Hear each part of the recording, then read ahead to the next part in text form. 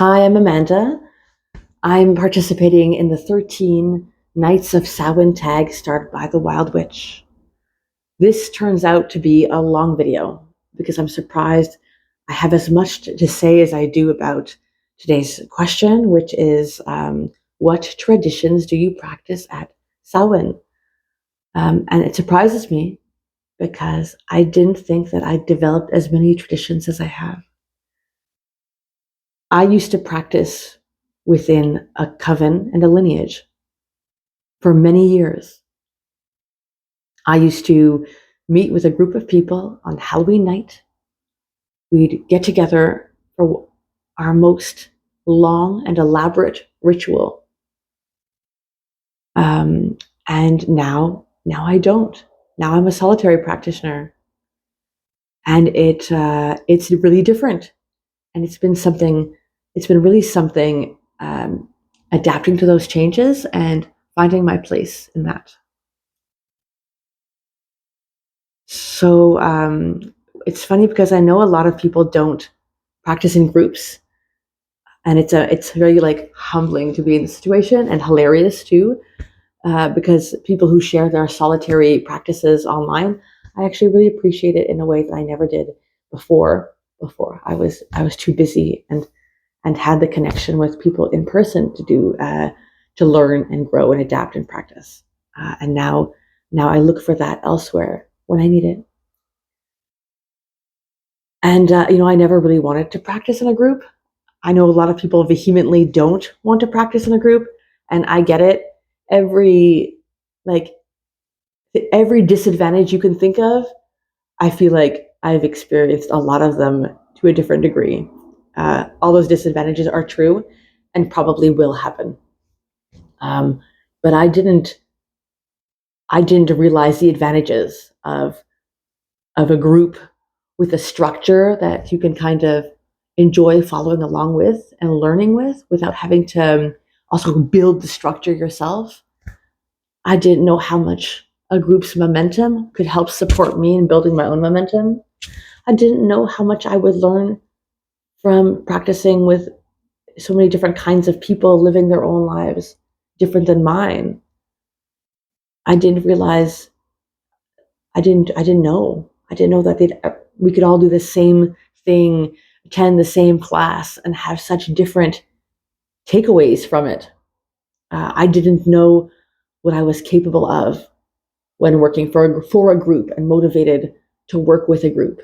I didn't know I could work that hard. I didn't know I could be that disciplined and diligent. And there's a lot of accomplishments there, and a lot of resilience and grit that I developed first in coven practice and then in the rest of my life. Because, that's rooted in something I was passionate about. It's easy to have grit and persistence with something you like versus, day jobs, which you might not be as passionate about, right?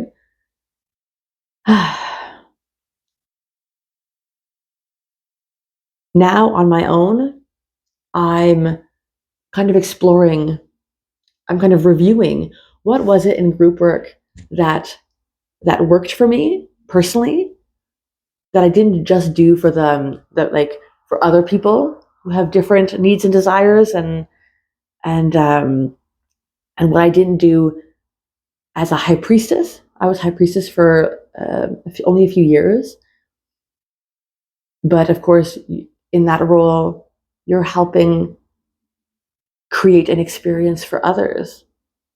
And now I don't do that. Now I focus on curating an experience for myself. Um, both those roles are valuable and wonderful, but different. And it is kind of a relief, and a pleasure, and surprisingly hard to create rituals for myself, understanding the techniques that work for me and working for the whole new set of lifestyle challenges, right? When I was practicing in a coven or when I was a high priestess, I had my own home. Um, I, I had privacy. I don't have privacy anymore. I don't have sound privacy. I can't indulge the same way. I certainly can't be intoxicated. I might be interrupted at any time and have to care for a child, right? It's funny, having, being married and having a child. I have a lot less privacy and I have a lot less control on my life than I did 7 years ago. And what I do find I'm doing differently, really differently, is that instead of having one big, extraordinary, amazing ritual on one night, I do something over a series of days, 3, 4, or even 5 days of ritual, of work. And so there's still ritual preparation, there's still purification, incantation, prayer. There is still a feast. There is still divination. There are still offerings. There is still post-ritual purification. And it's something I do just over a long period of time now, in the time that I have available to me. And that works really well, especially since I live in a rural setting.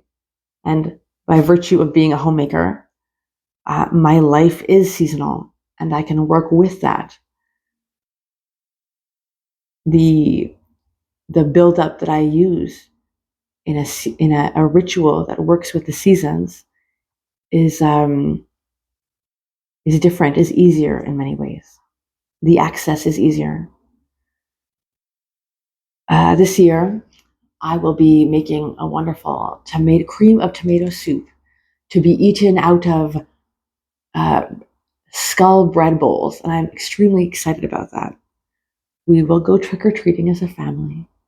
I will still be carving pumpkins, brought alive with a candle. I will still make offerings to the spirits. I will still have practices of remembrance and connection with the ancestral lineage currents that I touch. I may be Wiccan, but I'm not just Wiccan, and so there's a lot there to be grateful for, and a lot there to remember. As a ritual magic practitioner, which is like the more appropriate term to use for what I do, if I have to say what I do, which I really don't have to. That's using labels is for the benefit of meeting people who might have similar labels, but labeling myself is really unnecessary. One thing that I notice that I've come to really, really love as part of my practice is I prepare my herbal preparations of the year at this time of year. There's something about the transforming the dead plant material that I grew and harvested and transforming it into its second life as balms and oils, or soaps for the most part. But I tend to just do my balms and oils at Samhain. I think it works. And of course, I'll do that kind of things throughout the whole year as I need, but doing it now is special to me. It also brings up a really special memory of my first Halloween not participating in a coven, where I spent the whole night making infused oils and balms. That was when my daughter was 6 weeks old. And that night, I was able to work on my preparations, and then every 2 hours, wash my hands and go to her room, give her her bottle, rock her back to sleep, put her to bed, and then resume what I was working on. That Halloween is a benchmark of when we were nailing feeding our child and nailing her putting on weight.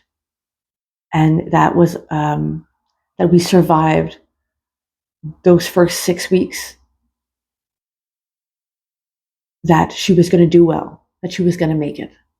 And please understand that I should have given you guys a warning. I'm going to be talking about kids, and if that is not your thing, please click away. I know it's painful for some, and it's like boring and annoying to others. It's okay. But it's a big part of my life. It was something that happened to me that I thought I was choosing, but that was not what I expected. It was an initiation and is something that doesn't go away. And I feel like it doesn't go away. There's a part of me that always lives in that time and lives in that memory. And living in a perpetual memory, like, is a definition of trauma, but in a more positive or a more resolved or in a more accepted way. It's time travel. It's the reminder that time isn't linear, and non-linear time is what that is what liminality is that liminality of Samhain that so many people work to connect to in practicing in a lineaged coven, and multi-generational coven is what I mean, practicing a same ritual year after year and connecting with people across time is just that, experiencing the season and the work and noticing what's happening is just that. And it's marvelous. And I just always go back to that particular memory because it was a survival of such a horrible time. It's a remembrance of my child would have died if we didn't have access to formula. Breastfeeding was not working for us. And I'm grateful that worked, that she's alive. And I'm grateful that we had a child because everything got better from there on in. Despite the terrible torture of those first weeks. Sleep deprivation is torture. And I'm reminded of something that Lama Lina, a Buddhist Lama, said. She described that the Dharma is for human beings, and mothers with young children, they're not human beings; they're animals that are surviving. This wasn't an insulting statement to me. This was incredibly validating, and I am starting to become a human being again. And I'm so glad for it, and glad for the lessons I learned along the way of those experiences. And so I continued to do my herbal preparations and start to look at that memory now with more fondness than sadness, the pit of my stomach of what could have been. Having a child, having a family, is something that's made me think really differently about ancestors. So many people on social media talk about ancestor practice and ancestor worship, and there's something about it that doesn't jive with me or that I'm missing. It doesn't feel right to me to like deify my relatives or my recently passed relatives. There's something that doesn't work for me. When I think of ancestors, I think of something along the lines of a collective, not individuals. I think of a collective, maybe of individuals, but that they've lost their humanness. They are something else. I think of the way that I am like downriver of many different systems and lineages, some blood, some not. There are many, this river has many offshoot streams. And I think I like the analogy of a river instead of like a tree or a forest. When I think of ancestors, I don't just think of the past because I have a child. For me, ancestor worship is at this time of my life, is kind of caring for this tiny human, is trying my best to give them a foundation that will help them and give them space to have their own experiences, to become an independent person, not spoiling it for them, um, I'm guaranteed to do bad things that will leave a mark, right? Like, but they'll leave a mark, but it doesn't have to be bad, And that's really interesting to think of ancestor worship as being uh, looking towards the future and not necessarily just looking towards the past. I don't really have words for this because I don't see it written about anywhere or talked about the same way. I don't know that many people with children. Most of the practitioners I know don't have children for a variety of reasons. Um, very fewer of them can give birth to children, right? Um, very few practitioners have a background of like me, with a really disciplined uh, ritual practice with more ceremony, and then move into a sort of more hearth, home, land-based practice. I don't know. I have some friends I can talk to. I think I've really appreciated Josephine McCarthy's writings, talking about how, like, you talking about this kind of experience that I'm going to have, which, post kids need to wait a period of time before your child is actually psychically separate from you. Age 8 is what she said. And what it's like to maybe experience the body changes of a certain age, so perimenopause, which is coming up for me, and these are all like lineage. These are all kind of blood ancestry subjects, and that I find I have no guidance in because my family doesn't have their traditions. I'm the first generation Canadian to immigrant parents who really integrated. I don't speak their languages. They're of different cultures. One is Dutch, one is Italian. My partner is from here, obviously, and many generations from here. But his family also lost their culture because their culture rejected religion, and without religion, they lost all kinds of customs that bring family together. Part of my ancestor worship is rebuilding customs and rebuilding small small traditions, small efforts that bring people together. And it's hard and weird.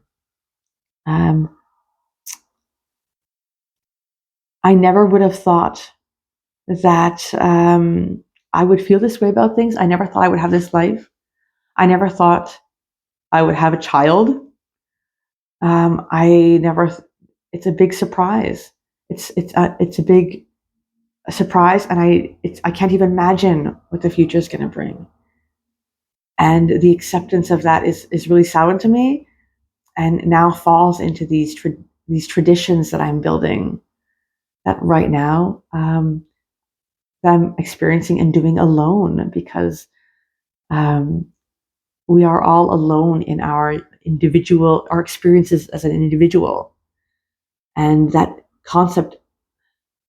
And we're all gonna learn about, I guess, letting that individuality go as we get older and pass, because our body, our senses, the sense memories, those things don't come with us, right?